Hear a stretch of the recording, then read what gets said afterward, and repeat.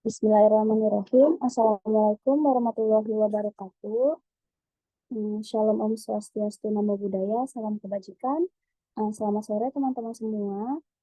Hari ini saya, Cikal Fitria dan Felix akan memaparkan hasil diskusi kami mengenai akibat hukum terhadap pemutusan hubungan diplomatik terhadap perjanjian bilateral para pihak.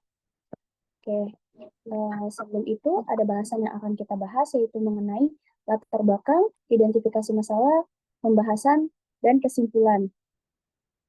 Oke, kita mulai dari pembahasan. Negara-negara pada dasarnya memerlukan peningkatan hubungan berdasarkan keadaan dan sarana yang memungkinkan negara-negara tetap dapat menjalankan hubungan satu sama lain. Keadaan tersebut merupakan keadaan yang menjamin hubungan yang aman tertib guna mewujudkan kepentingan-kepentingan negara, seperti kepentingan politik, dan dalam kerangka ini, perwujudan kepentingan tersebut dilakukan melalui perjanjian internasional. Hubungan diplomatik dalam hubungan antar negara diprakarsai oleh hubungan internasional itu sendiri. Hubungan diplomatik antar negara didasari dengan terjadinya kesepakatan bersama oleh negara-negara yang berdaulat.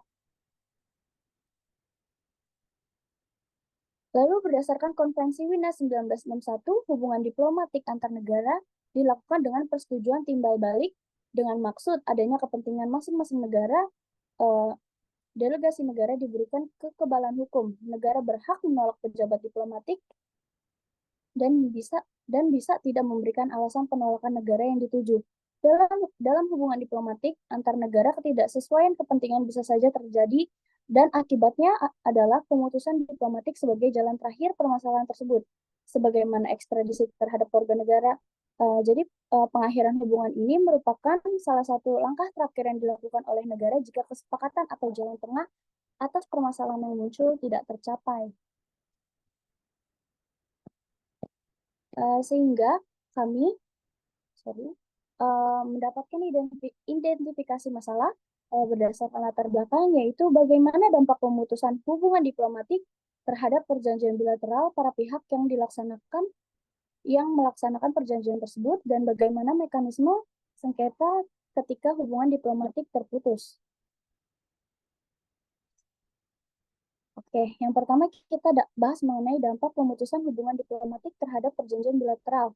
Yang pertama, dampak dari pemutusan hubungan diplomatik. Yang pertama, perjanjian bilateral yang telah diserta-merta terpengaruhi secara otomatis. Hal ini disebabkan oleh prinsip dasar hukum internasional yang memandang bahwa perjanjian internasional tetap berlaku meskipun terdapat perubahan dalam hubungan diplomatik antar para pihak yang terlibat. Yang kedua itu munculnya proses negosiasi ulang, yakni ketika hubungan diplomatik antar dua negara terputus. Perjanjian bilateral ini sebelumnya telah disepakati seringkali memerlukan penyesuaian atau revisi untuk mencerminkan perubahan dalam situasi politik dan diplomatik. Selanjutnya akan dilanjut oleh saudara Felix.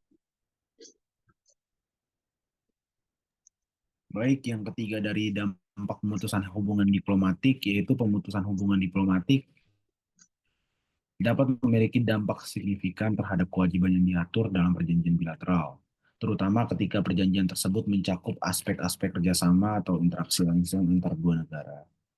Yang keempat, dampaknya adalah gangguan terhadap hak dan kewajiban. Ketika hubungan diplomatik antar dua negara terputus, hak dan kewajiban yang diatur dalam perjanjian bilateral dapat mengalami gangguan signifikan.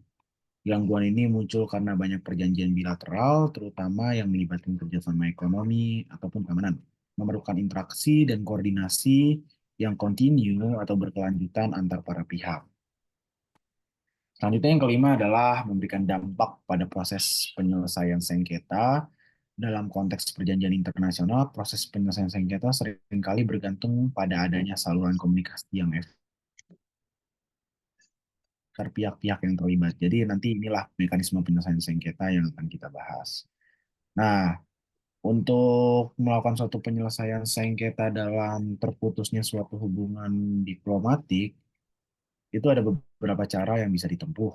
Yang pertama, misalnya adalah negosiasi. Negosiasi merupakan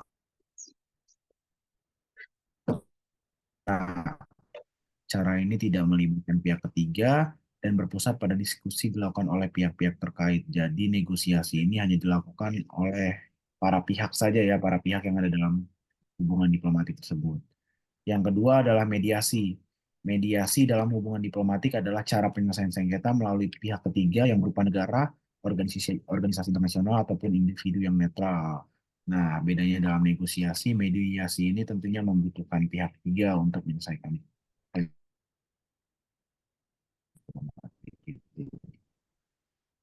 Lalu yang ketiga adalah arbitrase. Arbitrase digunakan para pihak setuju untuk menyerahkan jika para pihak setuju menyerahkan sengketa mereka kepada pihak ketiga yang independen dan netral untuk diselesaikan. Proses ini sering digunakan karena memiliki beberapa keuntungan seperti kerahasiaan, efisiensi waktu, dan biaya yang relatif lebih rendah dibandingkan litigasi di pengadilan internasional.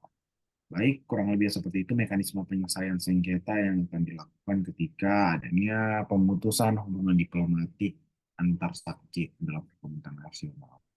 Di next slide. Eh, Oke, untuk itu kami membuka sesi pertanyaan atau